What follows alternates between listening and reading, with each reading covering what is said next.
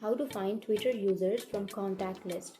So if you want to find Twitter users from your contact list, then first of all open up your Twitter or your X application, and then you can go to your profile, which is on the upper left, and tap on that following and followers, and here you can go to the upper right corner, which has that friends icon, and then simply tap on get started.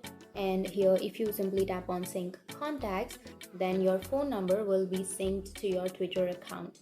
And after syncing your phone number to your Twitter account, your contacts or your people whom you have in your phone number contacts, that person will also be on your Twitter account, and Twitter will suggest you to follow them.